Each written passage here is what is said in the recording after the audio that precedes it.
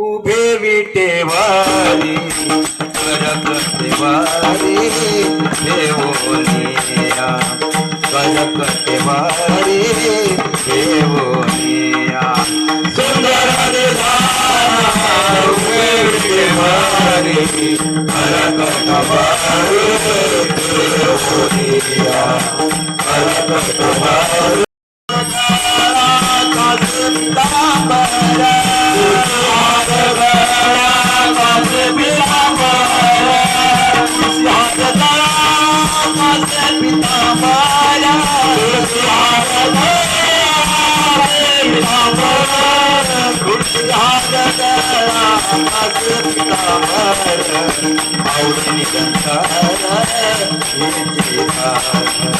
आवडे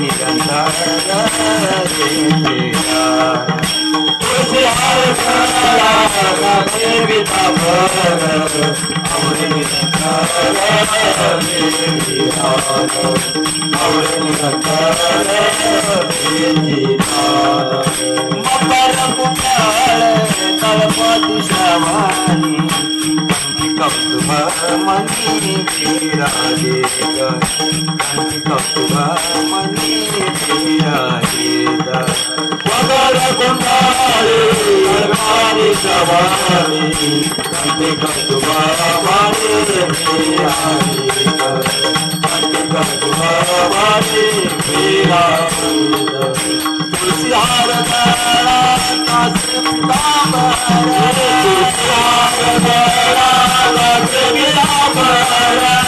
तुलसी हार दारा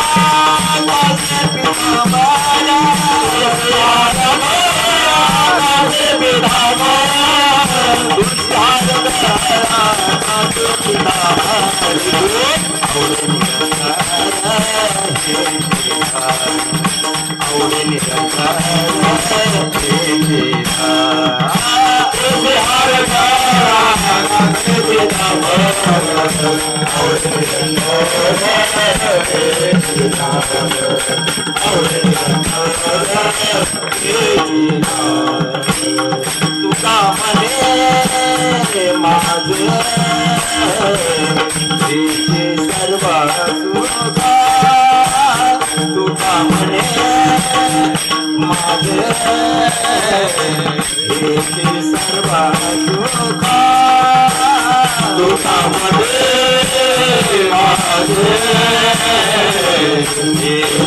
सर्व सुखा तुका मने माझे सर्व सुखा तुका मने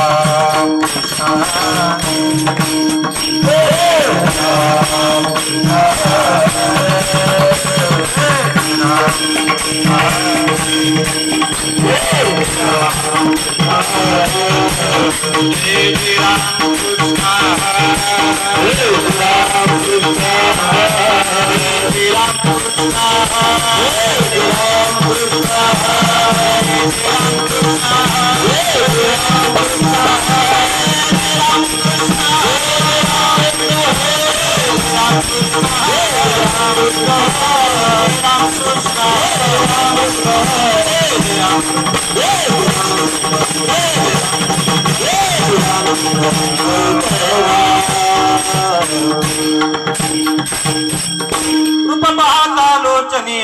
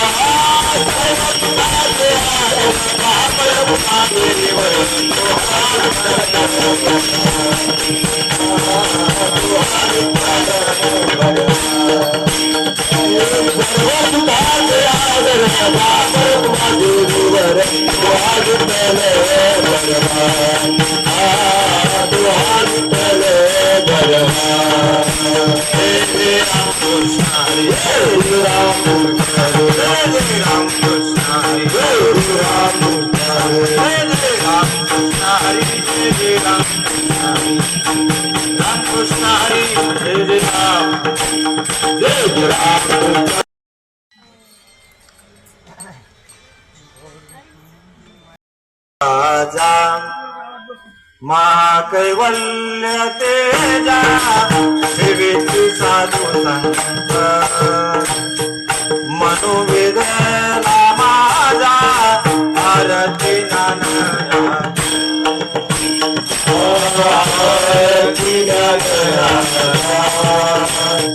महाकैवल्य तेजा सेवकी साधू संत मन वेदन माझा आरती दान राजा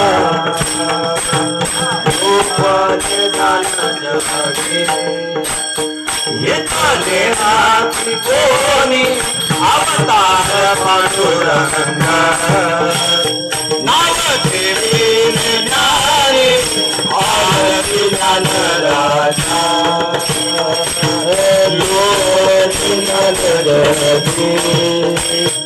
इतने नारी कोणी अवतार पांडुरंग नाव ठेवीन नारी आरती दान राजा ठाकुया बोले विश्व ब्रह्माची गे रामा जनार्दनी आई मस्तकाचे वेगळे आरती दान राजा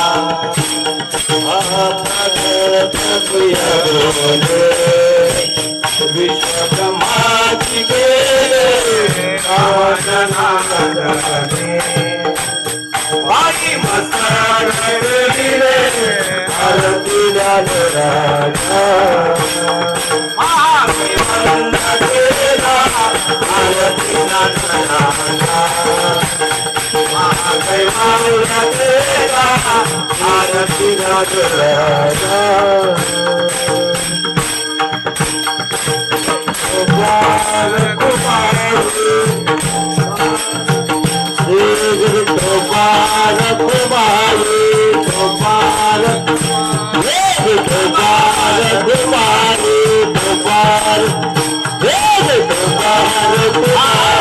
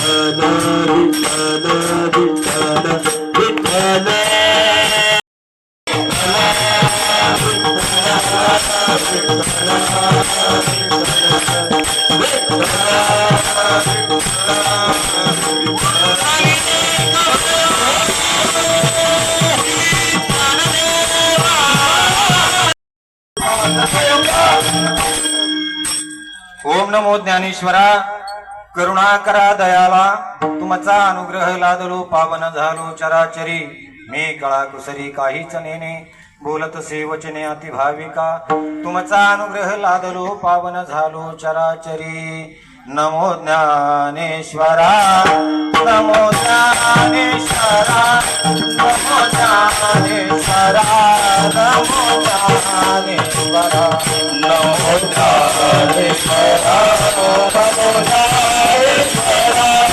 नमो ज्ञानेश्वरा नमो ज्ञानेश्वरा नमो ज्ञानेश्वरा नमो ज्ञानेश्वरा नमो ज्ञानेश्वरा नमो ज्ञानेश्वरा नमो ज्ञानेश्वरा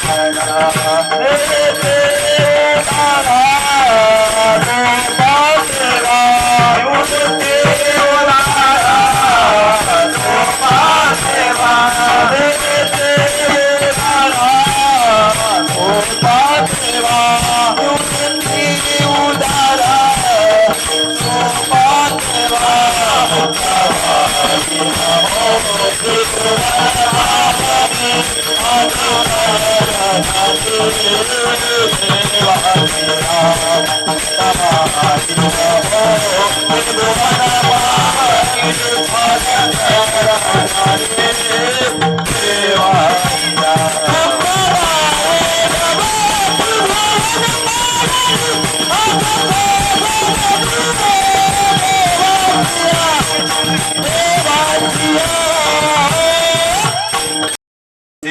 साधू संत मनोवेदीला माझा आरती ज्ञानराजा प्राप्त प्रसंगी आज याच ठिकाणी सेवेकरता निवडलेला अभंगही नाही आणि ओवी नाही, मग आज आहे ती आहे आरती आहे, बरोबर आहे.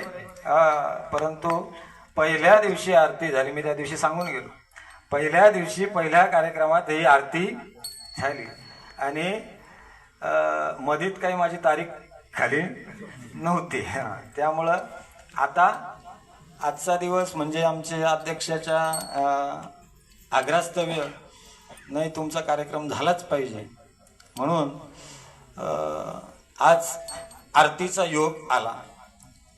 वास्तविक पाहता पहिल्या दिवशी आपण अल्लेनी गावामध्ये प्रस्थानाच्या दिवशी आपण आरती ज्ञानराजा याला सुरुवात फक्त केली आहे की नाही. आरती ज्ञानराजा महाकैवल्य तेजा आज गेली 6 दिवस झाली आपण दरबदल करत यापर्यंत आलेलो आहोत. आज या बानखिले परिवाराच्या वतीनं दरवर्षी सालाबादप्रमाणे याही वर्षी त्यांनी अतिशय थाटामाटात माऊलींचं आणि वारकऱ्यांचं स्वागत केलेलं आहे आणि सर्वांना या ठिकाणी अन्नदानाची व्यवस्था, निवाऱ्याची व्यवस्था सालाबादप्रमाणे ते करत आहेत आणि माऊली करो त्यांच्या हातून ही सेवा उत्तरोत्तर घडत राहो ही माऊली चरणी प्रार्थना करतो. वास्तविक पाहता मगाशी अतिशय मलाही आनंद वाटला. आपण सर्वांनी या ठिकाणी हरिपाठामध्ये अतिशय चांगल्या पद्धतीत आनंद लुटलेला आहे आणि म्हणून आता जास्त काही कीर्तनामध्ये आपण आनंद घेत बसायचा नाही, आलं का लक्षात. कारण आता थंडीचे दिवस आहेत, त्यात तुम्ही दिवसभर प्रवास केलेला आहे. आता मी गाडीने आलो परंतु तुम्ही पायी आलात, मला तुमची काळजी आहे आणि मलाही परत रिटर्न जायचे, त्यामुळे मलाही माझी काळजी आहे. विठाला विठाल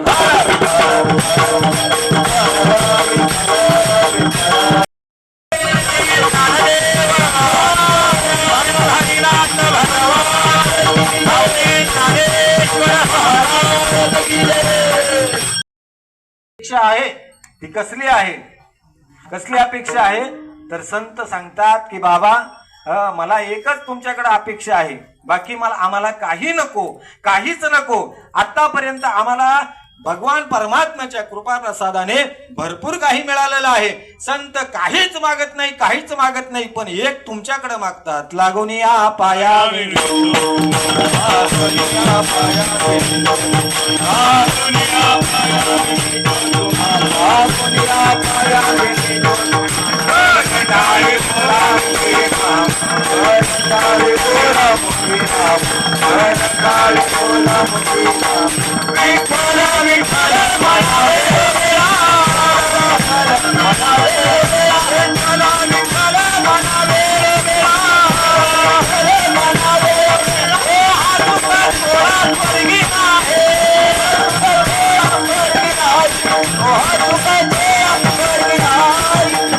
संतांनी सांगितलं बाबा लागून या पाया, तुमच्या पायावरती मी मस्तक ठेवतो.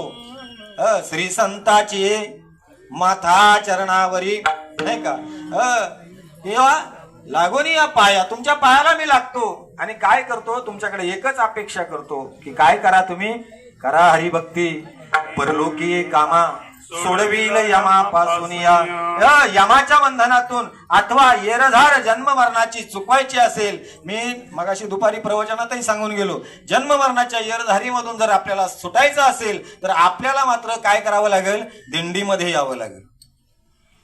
तुम्ही मला महाराज दिंडीच मध्ये कशाला, घरी बसून आम्हाला करता येत नाही का नामस्मरण? अरे वा, घरी बसून जर नामस्मरण जर करता आलं असतं, घरामध्ये नामस्मरण आपण करतोच, नाही करत अशातला भाग नाही, परंतु घरामध्ये आपल्या काय आहे, घरामध्ये काय आहे, घरामध्ये संसार आहे.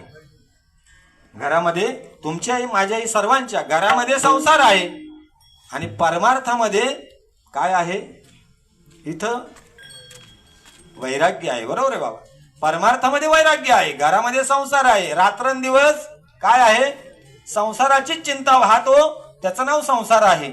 जे सुटत नाही त्याचं नाव संसार. आणि ज्याची कधी अपेक्षाच तिथं नाही त्याचं नाव परमार्थ. आता ही दिंडीमध्ये लोक आले आणि आम्ही तुमच्या दारामध्ये या ठिकाणी आलेलो आहोत. नाही तुमच्याकडनं आम्हाला काही अपेक्षा, नाही तुमच्याकडनं काही आम्हाला अपेक्षा, आणि नाही तुम्हालाही आमच्याकडनं काही अपेक्षा. म्हणजे इथं निस्वार्थीपणा आहे आणि तिथंच परमार्थ आहे. विठाला विठाला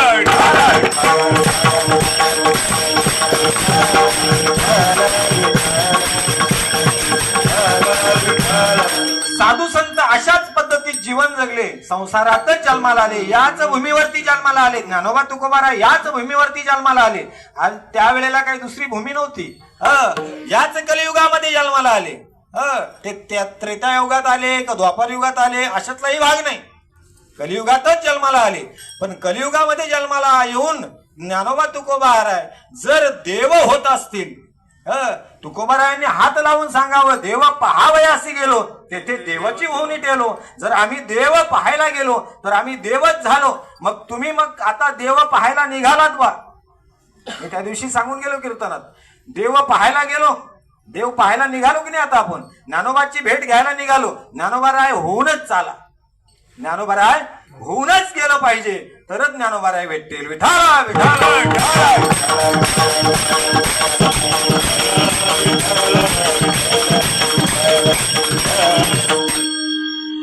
प्रमाणावरून सांगतो. आपणा सारिखे करीती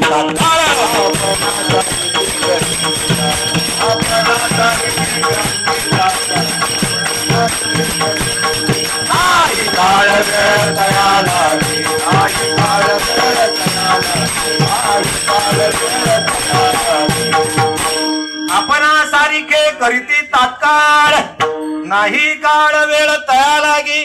तुम्ही म्हणाल महाराज 2 वर्षात होईल, 4 वर्षात होईल. तिथं काळ नाही आणि वेळ नाही.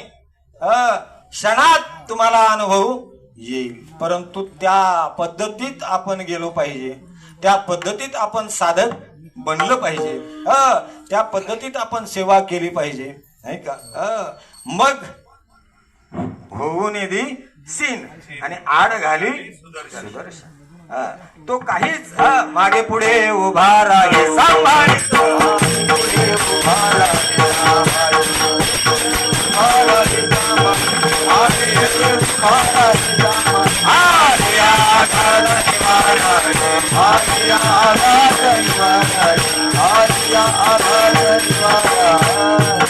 माझ्या माऊलीवरती अनेक आघात आलेले आहेत, परंतु ज्ञानोबाराय मात्र त्या ठिकाणी डगमगले नाही. निर्वाणी गोविंद असे गे पुढे, निर्वाणी गोविंद असे मागे पुढे, गोविंद असे मागे पुढे, निर्वाणी असे मागे पुढे, निर्वाणी गोविंद असे मागे पुढे, निर्वाणी गोविंद असे मागे पुढे, निर्वाणी गोविंद असे मागे पुढे, निर्वाणी गोविंद असे मागे पुढे. काहीच सांगणे पडणे निर्वाणी गोविंद असे मागे पुढे, निर्वाणी गोविंद असे मागे पुढे. काहीच साकडे पडवणे दे, या प्रमाणावरून निर्वाणी गोविंद असे मागे पुढे काहीच साकडे पडवणे दे. माऊली महाविष्णू ज्ञानेश्वर भगवान ही 4 भावंड आहेत. अनेक त्यांच्या प्रकारे छळ झालेला आहे. अनेक छळ होऊनही सर्व छळ त्यांनी सहन केला. या समाजाचा कधीही त्यांनी धिक्कार केला नाही. ज्यांनी त्यांचा छळ केला त्यांनाही अभय देऊन काय केलं, मुक्त केलं. त्याला संत म्हणतात, त्याला योगी म्हणतात, त्याला साधक म्हणतात. ज्याच्याजवळ आहे दया क्षमा ज्याचे अंगी, आलं का लक्षात. त्याला संत म्हणतात, साधक म्हणतात, योगी म्हणतात. म्हणून ज्ञानोबारायाची आरती आहे. योगी पावन मनाचा, योगी पावन मनाचा, योगी पावन मनाचा, योगी पावन मनाचा, साहेब आपला काय अपराध जनाचा, काय अपराध जनाचा, काय अपराध जनाचा, काय अपराध जनाचा, काय अपराध जनाचा. योगी पावन मनाचा साहे अपराध जनाचा, विश्वरागी झाले वंदी संती सुखी व्हावे पाणी शब्द शस्त्री झाले क्लेश संती मानावा उपदेश विश्वपट ब्रह्मदुरा ताटी उघडा ज्ञानेश्वरा. मुक्ताबाईंचा अभंग आहे, आलं का लक्षात? मुक्ताबाई ज्ञानेश्वर महाराजांना उपदेश करतात, हा अधिकार मुक्ताबाईचा आहे, आलं का लक्षात? म्हणून मला सांगायचं इतकंच आहे का योगी पावन मनाचा असावा, आणि तो योगी पावन मनाचा असल्यानंतर त्याच योग्याच्या जर सिद्धाच्या त्या साधकाच्या जर मागे आपण गेलो तर आपली काय होते? सुटका होते बंधनापासून उकळल्या गाठी, आणि मग देता आली मिठी सावकाश. आपल्या जर गाठी सोडायच्या असतील कशाच्या? बंधनापासून. संसाराच्या गाठी आपल्या आहेत नाही का? म्हणून आपल्या जर गाठी जर सोडायच्या असतील तर मात्र आपण अशा साधकाची उपासना केली पाहिजे, अशा साधकाची भक्ती केली पाहिजे, नवे नवे अशा साधकाची आरती केली पाहिजे.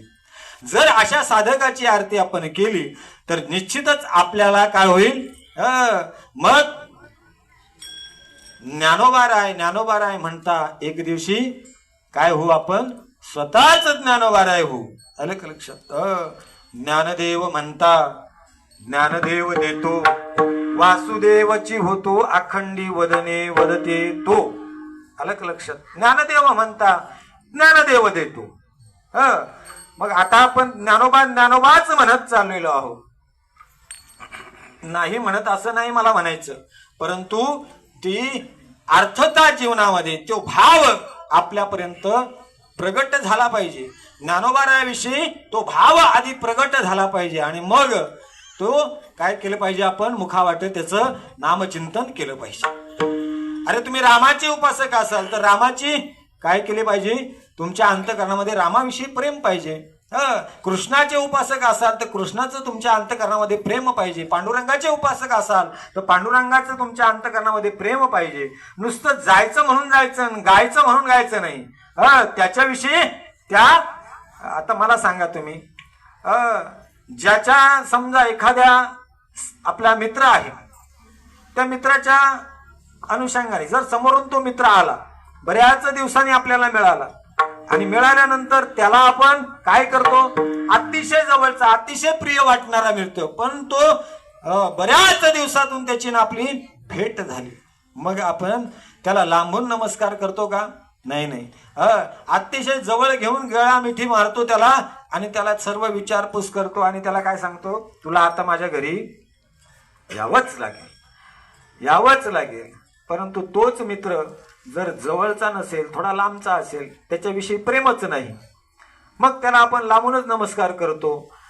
बरं आहे का? हा ठीक आहे, कधी वेळ भेटला तर या. मग त्याच्याविषयी प्रेम नसल्यामुळं आपली ती शब्दरचना त्या पद्धतीत आहे. परंतु ज्याच्याविषयी आपल्याला जर प्रेम आहे, आसक्ती आहे, तर त्याच्याविषयी आपले शब्द कसे निघतात? नाही तुम्हाला यावंच लागेल, हा आपुलकीचा शब्द आहे. तसे माझ्या ज्ञानोबारायाविषयी जर तुम्हाला आपुलकी आहे, प्रेम आहे, भाव आहे, तर मग त्याची आरती आपण कशी गायली पाहिजे? तर आरती करत असताना किंवा त्याचे गुणानुवाद वर्णन करत असताना आपल्या जीवनामध्ये अर्थता निर्माण प्राप्त झाली पाहिजे. आलं का लक्षात? मग कंठी प्रेम दाटे, नैनी नीर लोटे, आणि हृदयी प्रगटे रामरूप, अशी अर्थता मनामध्ये उत्पन्न झाली पाहिजे. मग ती आरती गायल्याला महत्व आहे. म्हणून याच ठिकाणी आरतीच्या या ज्ञानोबारायाच्या आरतीमध्ये पहिल्याच चरणामध्ये आरती रामा जनार्दनाने पहिला कडवा, आरती ज्ञान राजा, आरती ज्ञान राजा, आरती ज्ञान राजा, आरती ज्ञान राजा, आरती ज्ञान राजा,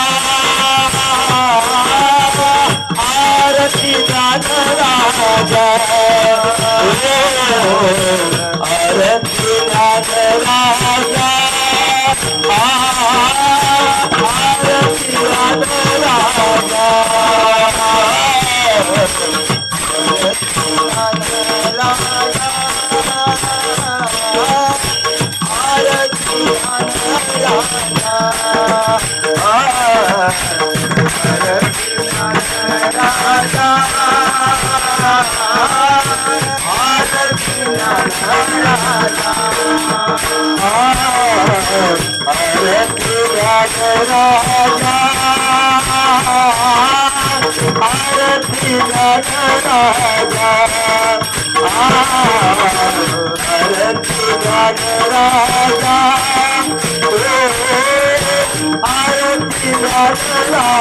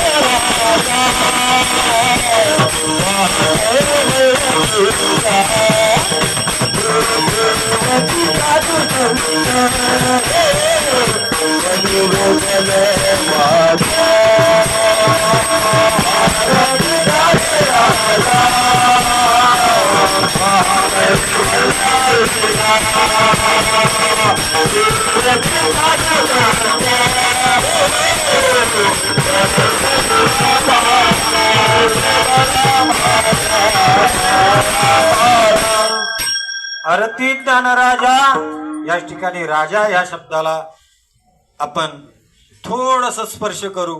ज्ञानोबारायाला राजा का म्हटलेला आहे? आरती ज्ञान राजा. मग राजा आहे.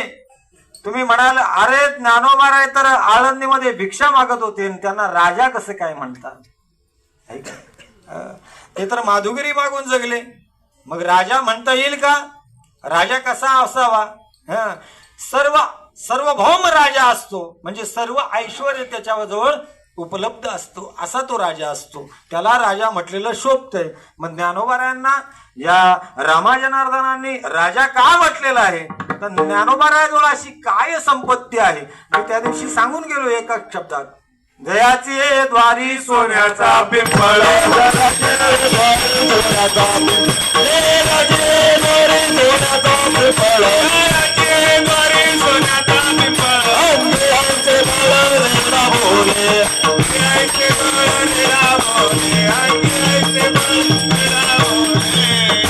जयाचे द्वारी सोन्याचा पिंपळ. ज्याच्या दारात सोन्याचा पिंपळ. आपल्याला वेळ कमी. ज्याच्या दारात सोन्याचा पिंपळ आहे मग सांगा मला त्याचं ऐश्वर्याची तुम्ही गणना करू शकता नाही. राजाचं नव्हे रावणाचं ऐश्वर त्याच्या पुढं फिक्क आहे. तुम्हाला मग तुम्ही म्हणाल महाराज त्यांच्या अंगामध्ये बळ कसं काय? अंगी ऐसे बळ. ज्ञानोबारायाच्या जवळ इतकं बळ होतं इतकं बळ होतं. त्या काळच्या विद्वान ब्राह्मणांचं तर त्यांनी तोंड गप्प केलेलं आहे. हे सुद्धा एक काय आहे? ज्ञानाचं बळ आहे. आलं का लक्षात? आणि रेड्याच्या मला सांगा तुम्ही तुमच्या आमच्या सारख्याला बोलवतील ज्ञानोबाराय याच्यात काही नवल? याच्यात काही नवल आहे का? मला सांगा. बुद्ध प्राणी रेडा. रेड्याला जर ज्ञानोबाराय बोलवायला लागतात. काही एखादा असतो अतिशहाणा तो म्हणतो नाही तुम्ही म्हटलं प्रमाण रेड्यामुखी वेद बोलविला गर्व तुझ्याचा हरविला शांती रूपी प्रगटला ज्ञानोबा. ज्ञानेश्वर महाराजांनी रेड्याच्या मुखातून वेद बोलवला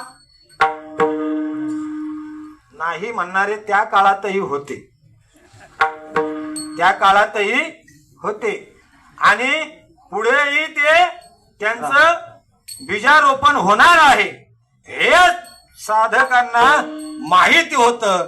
म्हणून त्यांनी प्रमाण टाकलं. काय प्रमाण दिलं माहिती का? मैसी पुत्रा मुखे बोलवणे श्रुते चालवणे पेटे मैसोनेरा चालवणे पेटे मैसोनेरा मैसी पुत्रा मुखे बोलवणे श्रुते चालवणे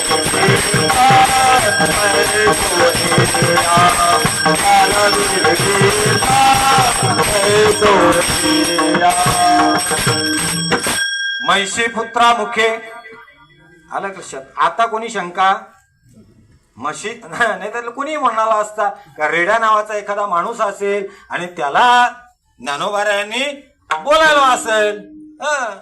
परंतु तसं नाही म्हणून त्याचा उल्लेख केला. रेड्याच्या म्हैसी पुत्रामुखे म्हणजे म्हशीच्या पुत्राच्या मुखातून आणि काय केलं वेद बोलवला. चला पुढे. अशा अनेक घटना ज्ञानोबारायांच्या हातून चमत्कार घडत गेले. ज्ञानोबारायांनी चमत्कार घडवले नाही. आलं का लक्षात. ते चमत्कार घडवायला आलेत होता का नाही. नाही जगाच्या कल्याणा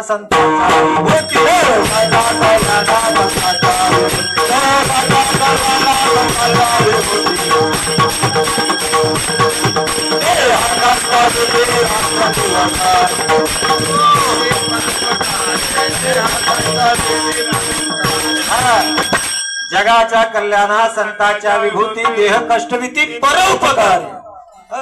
परोपकारा करता आलेले हे संत होते. आम्ही वैकुंठवासी आलो याच कारणासी बोलिले जे ऋषी साच भावे वर्ताया झाडू संतांचे मार्ग आड राणी भरले जग. या न्यायाने साधू संतांचा उद्धार करण्याकरता किंवा तुमचा आमचा उद्धार करण्याकरता साधू संतांचा जन्म आहे. नवे नवे त्यांचं येणं आहे. आणि म्हणून असे ज्ञानोबाराय ही चार भावंड या कलियुगामध्ये अवताराला आली आणि त्यांनी आपलं कार्य सर्व अतिशय चोखपणे बजावलं. लोकांकडे बघितलं नाही कोण काय बोलतंय कोण काय आमच्याबद्दल बोलतंय याचा त्यांनी विचार केला नाही. त्याचा जर विचार केला असता तर ज्ञानोबाराय झाले नसते. निवृत्तीदादा झाले नसते. सोपान काका झाले नसते. आणि आदिशक्ती मुक्ताबाई आपल्याला झाली नसते. आलं का लक्षात तुमच्या. माझं बोलण्याचं तात्पर्य इतकंच आहे की ही चार भावंड या सर्व दुःखातून निवृत्त होऊन आणि मग मात्र या सर्व समाजाला त्या काळच्या 700-750 वर्षापूर्वीचा तो समाज होता. त्या समाजाला मात्र कळालं की ज्ञानोबाराय हे ज्ञानोबारायच आहेत. नवे नवे तर निस्ते ज्ञानोबाराय महाविष्णूचा अवतार सखा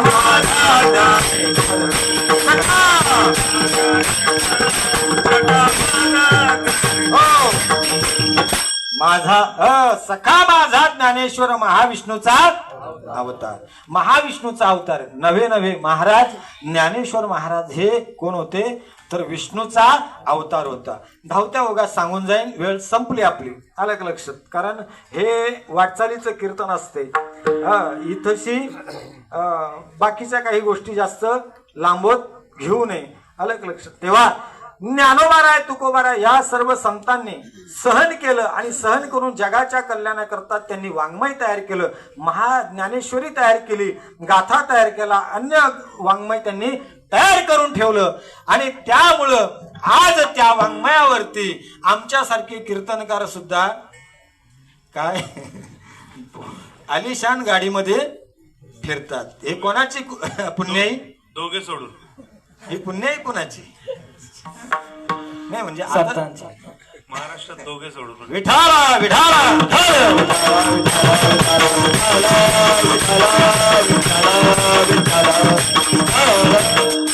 सर्व सहन केलं. चला पुढे. आणि मग ज्ञानोबाराय एक दिवशी ज्ञानोबारायने विचार केला आणि निवृत्ती दादाला सांगितलं बस दादा सगळं काही झालं. आता मात्र काय आहे. आता दिसू नये जना ऐसे करिगा नारायणा. माझ्या मनातलं तुमच्या जवळ आणि बोलायचं आहे. निवृत्ती दादा आहेत. निवृत्ती दादा हा मोठा भाऊ आहे आणि मोठा भाऊ हा आई बापाच्या तोलाचा असतो. म्हणून आपला लहान भाऊ काहीतरी आपल्याकडं मागतोय या उद्देशानं निवृत्ती दादानं ज्ञानोबारायाला सांगितलं, तुझ्या जे मनात आहे ते माग, निसंकोचपणे माग. आणि ज्ञानोबारायांनी सांगितलं, दादा आजपर्यंत कधीच मी आई वडील गेले त्या दिवसापासून आजपर्यंत कधी तुमच्याकडे काही मागितलं नाही, परंतु आज मागतोय, तुम्ही द्याल ना? वचन घेतलेलं आहे. दादाकडनं वचन घेतलं, आलं का लक्षात? आणि वचन घेतलं त्यावेळेला निवृत्तीदातानं सांगितलं, ठीक आहे माग. मागायचं काय होतं महाराज? आज त्या ठिकाणी जर तुम्ही आम्ही असतो, आपण आपल्या मोठ्या भावाकडे आपण काय मागणार आहोत? जमीन असेल तर त्याच्यातले 2 गुंठी जास्त दे, हेच मागू आपण, आहे की नाही? घरातला 1 कोपरा जास्त मागू, आपण काय मागणार आहे आपल्या भावाकडं? पण ते ज्ञानोबाराय होते. ज्ञानोबारायांनी मागणी मागितली निवृत्तीदादाकडं की मला आता समाधी घेण्याकरता परवानगी द्या, आता मी समाधी घेतो. त्यावेळेला ज्या वेळेला मोठा भाऊ, मी मगाशी सांगून गेलो की आई बापाच्या तोलाचा असतो, आणि लहान भाऊ ज्या वेळेला निवृत्तीदादाला सांगतो की मला समाधीला जायचं आहे. अरे समाधी हा शब्द इतका सोपा नाही महाराज. आपल्याला नुसता एखादा माणूस जर मर हा शब्द बोलला तरी आपल्याला सहन होत नाही महाराज. त्या ठिकाणी ज्ञानोबारायाला समाधी हा ज्ञानोबारायाचा ज्या वेळेला शब्द माझ्या निवृत्तीदादानं ऐकला ना, ज्ञानाचा एक डोंगर होता निवृत्तीदादा. निवृत्तीदादा काही सामान्य नव्हता. निवृत्तीदादाला घडवलं माझ्या ज्ञानोबारायाला घडवलं कोणी? निवृत्तीदादानं घडवलं. अरे असा ज्ञानाचा सागर जो ज्यांनी घडवला तो निवृत्तीदादा काही सामान्य होता का? तो निवृत्तीदादा सामान्य नव्हता. ज्यांनी या माऊलीला घडवलं तो निवृत्तीदादा सामान्य नव्हता. ज्ञानेश्वर महाराजांचे गुरु कोण होते? निवृत्तीदादा होते. मग असा ज्ञानेश्वर महाराज घडवणारा निवृत्तीदादा काही सामान्य नव्हता महाराज. आणि त्याच निवृत्तीदादाजवळ माझ्या ज्ञानराजानं सांगितलं की मला समाधी घ्यायची आहे, आणि समाधी घ्यायची आहे म्हणून निवृत्तीदादा मात्र त्याच शब्द कानावरती पडले, आणि निवृत्तीदादा त्याच ठिकाणी थाय मोकळून रडायला लागलेला आहे. थाय मोकळून रडायला लागला. काय सांगावं? निवृत्तीदादाला अश्रू आवरत नाही. त्या अश्रूंचा पूर मात्र त्या ठिकाणी सुटलेला आहे. निवृत्तीदादा डबडबत्या डोळ्याने आणि माझ्या ज्ञानोबाची समजूत घालतात. ज्ञाना, अरे जगाच्या पाठीवरती पुष्कळ काही तुला माझ्याकडे मागण्यासारखं होतं रे, पण तुम्ही असं काही मागितलं की त्याला मी कधीच हो बोलू शकत नाही, असं तू मागणं मागितलंस. बाकीचं तुला काहीच माझ्याकडे मागायचं नव्हतं का? अरे मी तुला जर सूर्य मागितला असता, चंद्र मागितला असता ना, तरी सुद्धा मी योग्याच्या सामर्थ्यानं ते तुला आणून दिलं असतं. परंतु तू असं मागणं मागितलं की आता मी तुझ्या पुढे हाताळत झालो. आता मी तुझ्या पुढे हाताळत झालोल्या. काय तुला देऊ आता? तू असं मागणं मागितलं की तू मला कोढ्यामध्येच टाकलं. ज्ञानोबाराय हुशार होते. ज्ञानोबारायांनी आधी वचन घेतलं होतं, आणि माझ्या ज्ञानोबारायाला निवृत्तीदादानं सांगितलं, ज्येष्ठाच्या आधी कनिष्ठाचे जाणे, हे केले उपराठे नारायणी. ज्ञानोबा, अरे मी ज्येष्ठ आहे आणि तू माझ्या अगोदर जायचं हे कुठपर्यंत उचित आहे? हे उचित नाही दादा. ज्ञानदादा, हे उचित नाही, असं करू नको. अनेक प्रकारे ज्ञानोबारायांना माझा निवृत्तीदादा आणि उराशी घेऊन त्याला समजवतो की ज्ञानोबा, अरे नको रे, समाधीला जाण्याची भाषा माझ्या कानाला सुद्धा सहन होत नाही, असं करू नको. ज्या वेळेला आई बाप गेले तुम्ही एवढे एवढे लहान लहान लेकरं होते, तुम्ही कधी हट्ट केला नाही, आणि आज तुम्ही हट्ट केलास तो असा अंताचा हट्ट केलास, तो हट्ट मी कसा पुरवू तुझा? माझ्या ज्ञानदादाला आणि निवृत्ती दादाची एकच मिठी त्या ठिकाणी झालेली आहे. दोघे भाऊ मात्र ढासढसा त्या ठिकाणी रडतात. त्याच ठिकाणी सोपान काका आलेला आहे, मुक्ताबाई आलेली आहे, आणि मुक्ताबाई सोपान काका त्या ठिकाणी बघतात. दादा काय झालं, दादा काय झालं? त्यावेळेला माझ्या सोपान काकाला आणि मुक्ताबाईला सांगू लागले की आज आपला ज्ञानदादा जे मागू नये ते मागतो.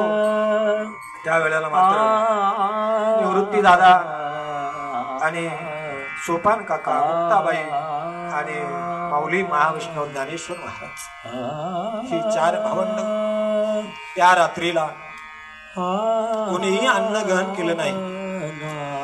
सर्वजण एकमेकाच्या तोंडाकडे बघत राहिले.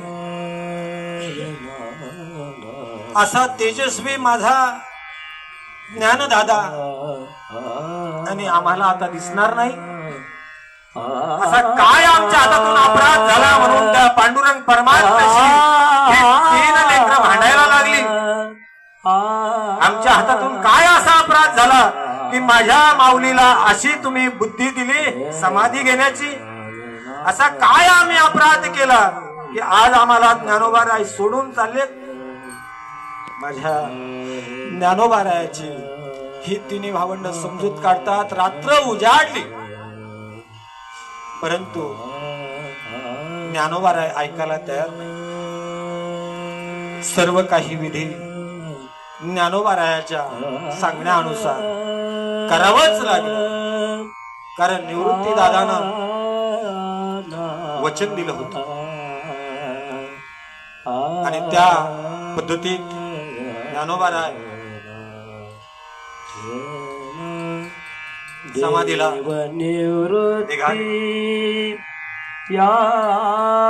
समाधीचा प्रसंग सांगायला वेळ नाही, परंतु धावत्या ओघात सांगून जाईल की ज्ञानोबाराय ज्या वेळेला समाधीला जाणार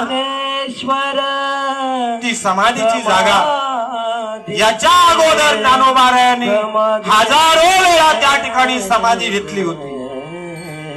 एक वेळा समाधी नव्हती घेतली, हजारो वेळा त्या ठिकाणी समाधी ज्ञानोबाराय झाले होते.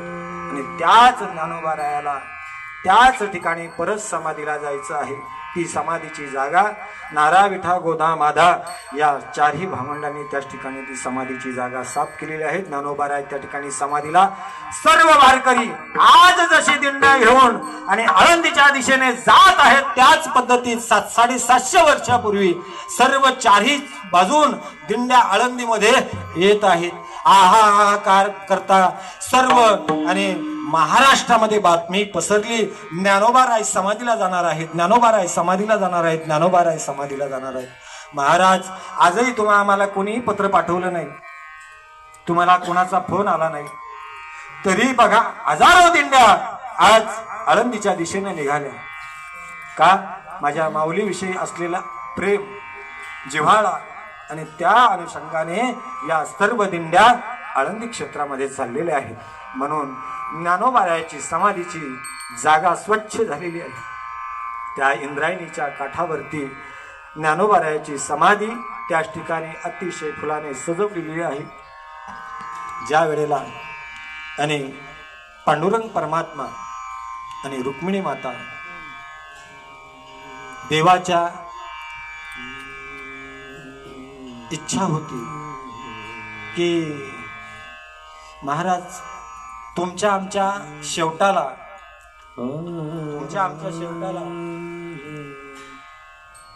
आम्ही ज्यांच्यावरती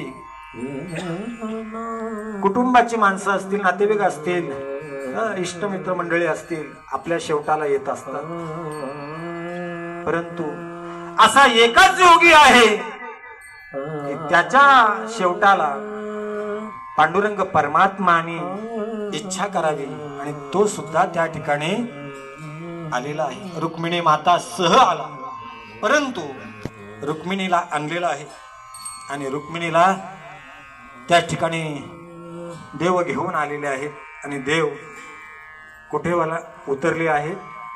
पद्मावतीला. कुठे उतरले? पद्मावतीमध्ये. त्या ठिकाणी रुक्मिणीला सांगितलं, रुक्मिणी तुझं आईचं अंतःकरण आहे आणि आईच्या अंतःकरणामध्ये 22व्या वर्षाचा एक तरुणाबाण तेजस्वी आणि समाधिस्थ जात आहे. एखादा वयोवृद्ध गेला तर काही वाटत नाही, परंतु असा तरुणाबाण तेजस्वी समाधिस्थ जात आहे. त्यावेळेला हे तुला पावणार नाही, तुला सहन होणार नाही. रुक्मिणी तू काही त्या ठिकाणी येऊ नको म्हणून पद्मावतीला रुक्मिणीला थांबवलेला आहे. आजही तुम्ही गेलात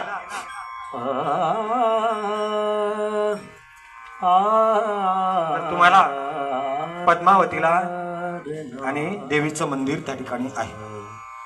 त्याच ठिकाणी पद्मावतीमध्ये देवीला थांबवलेली आहे आणि देव स्वतः आळंदी क्षेत्रामध्ये आले. आळंदी क्षेत्रामध्ये आल्यानंतर देवानं त्या ठिकाणी एकादशी झालेली आहे, जागर हरिकीर्तन सर्व काही झालेलं आहे आणि त्याच ठिकाणी सर्व गोष्टी आटोपल्यानंतर द्वादशीचं पारणं सुटलेली आहे. काल्याची कीर्तनं झाली, पारणं सुटली आणि मग मात्र सर्व वारकरी त्याच ठिकाणीच थांबले आणि त्रयोदशीचा दिवस उजाडलेला आहे. त्रयोदशीच्या दिवशी आणि देव स्वतः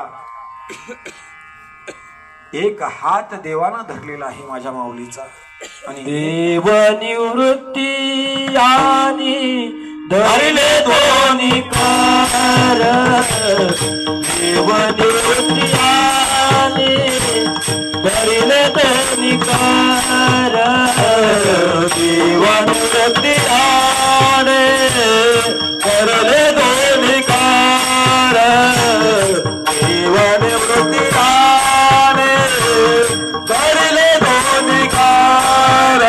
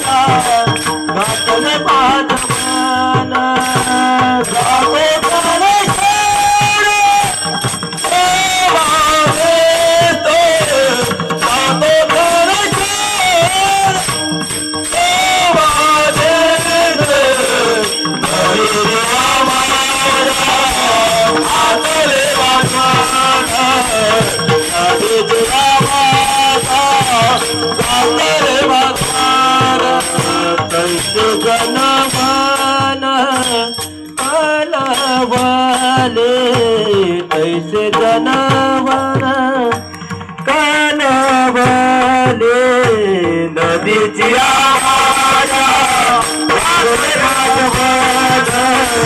नदीची आवाज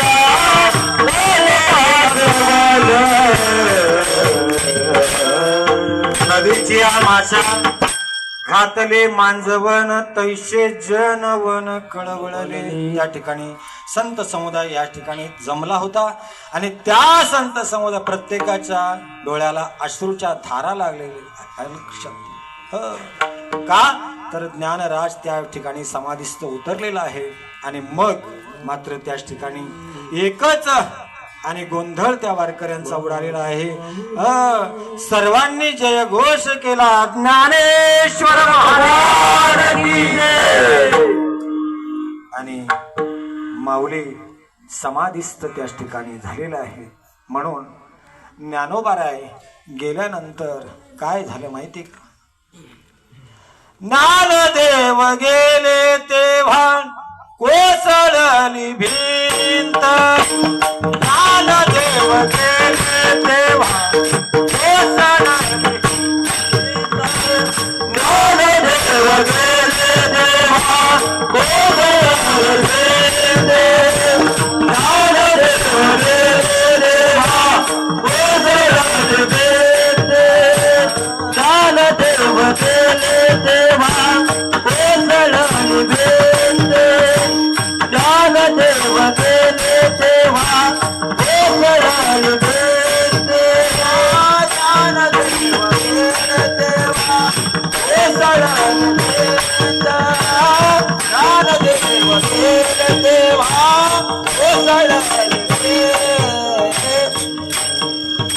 हो वेद झाले राणोभरी गोंधळले संत ज्ञानदेव गेले तेव्हा कोसळली भिंत या न्यायाने.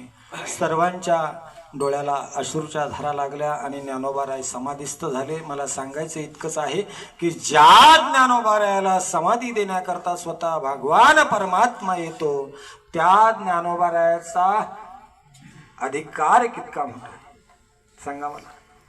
बरं तुम्ही म्हणाल ज्ञानोबाराय समाधीस्थ गेले म्हणजेच ज्ञानोबाराय संपले का? नाही नाही, ज्ञानोबारायाची समाधी नाही तर ज्ञानोबारायाची संजीवन समाधी आहे. विठोबा रखुमाई, विठोबा रखुमाई, विठोबा रखुमाई, विठोबा रखुमाई, विठोबा रखुमाई, विठोबा रखुमाई, विठोबा रखुमाई, विठोबा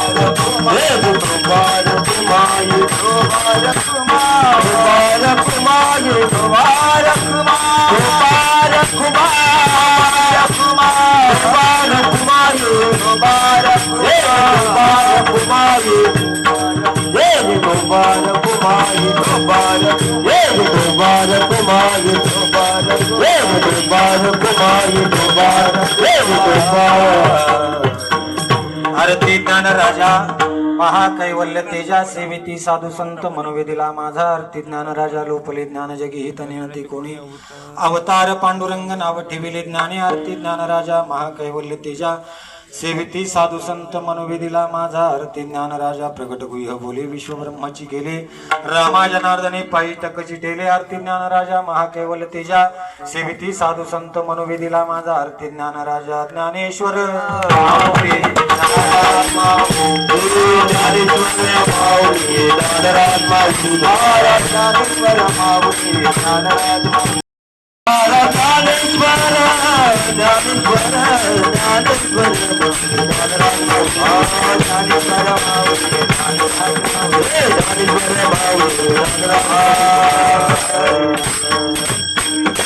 आरती ज्ञान राजा महाकैवल्य साधू संत मनोविधीला माझा.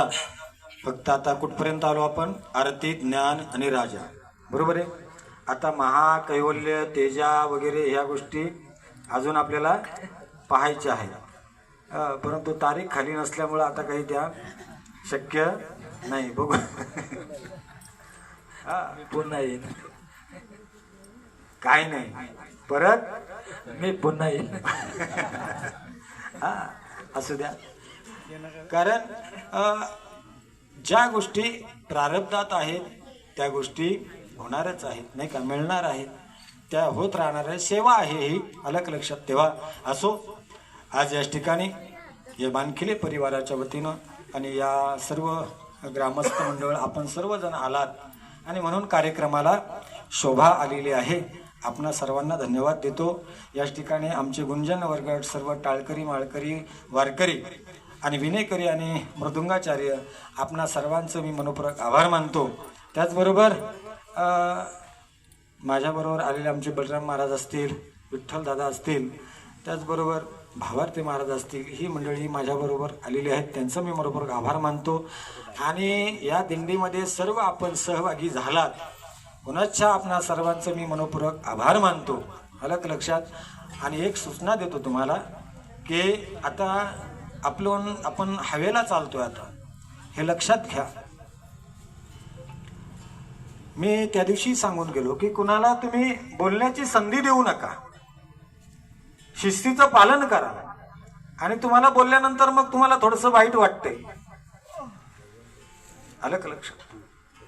पण त्याच्यापेक्षा मग आपण जागृत राहायला पाहिजे. आपण कोणाला बोलायला चान्सच दिली नाही पाहिजे. हा, मग तो चोपदार असेल, चोपदार थोडं तुमच्यावर ओरडला तर तुम्हाला तो वाईट वाटतंय, आलं का लक्षात. पण तसं नाही, तर तुमच्याच ते फायद्याचं आहे. हा, म्हणून शिस्तीचं पालन करा. ज्या ज्या ठिकाणी आता पुढे खूप गाड्या लागणार आहेत, वाहनं खूप चालतात, म्हणून ही दक्षता घ्या. वारीला आपण जात असतो, आपण भजनाच्या नादामध्ये आणि आपण कुठं चालतो हे बी लक्षात ठेवलं पाहिजे. रोडमधून चालू नका, एका साईडने चाला. प्रवास आहे सुखरूप व्हावा हीच माऊली चरणी प्रार्थना करतो. आणि आपण आळंदीमध्ये गेल्यानंतर देखील एक सूचना आहे की आळंदीमध्ये तुम्ही सारखे बाजारामध्ये फिरत असता, असं काही करू नका. खूप आळंदीमध्ये गर्दी असते, तेव्हा जाताना देखील एक दोन जोडीला महिला, पुरुष असतील तर पुरुषांनी एक दोन जोडीला पुरुष घेऊन जा. एकट्याने कोणी जाऊ नका आळंदीमध्ये फिरायला. या सर्व गोष्टी लक्षात घ्या. त्याच ठिकाणी प्रदक्षिणा होईल, त्या प्रदक्षिणेमध्ये सुद्धा ज्याला सहभागी होता येईल त्यांनी सहभागी व्हा. आणि जास्त वयस्कर माणसं आहेत त्यांनी आपल्या धर्मशाळेमध्येच बसा. आलं का लक्षात? तिथं गर्दीमध्ये जाऊ नका. या सर्व गोष्टी तुम्हाला मी का सांगतो? तुमच्या फायद्याकरता आहे. तुम्हाला आवड आहे, आम्हाला माहिती आहे, पण ज्या वेळेला तुम्ही हरवता ना त्यावेळेला तुमची आवड आम्हाला नडते. म्हणून तुम्ही ह्या गोष्टी लक्षात घ्या. इथपर्यंत आलात, आळंदीपर्यंत जा. तुम्हाला नाही दर्शनाच्या वारीला जाता आलं तरी कळसाचं दर्शन घेतलं तरी माऊलीचं दर्शन तुम्हाला झाल्याशिवाय राहणार नाही. या सर्व गोष्टींचं तुम्ही दक्षता घ्या, लक्षात घ्या.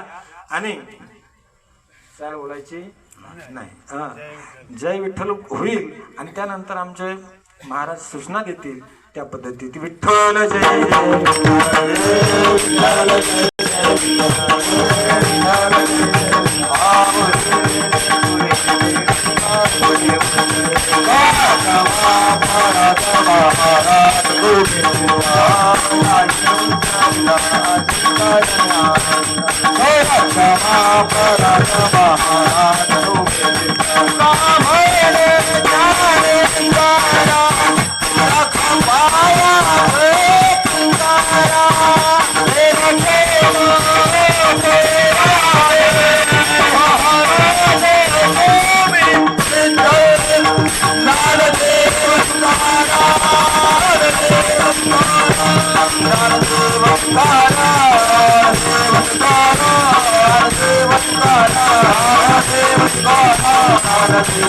Namaste.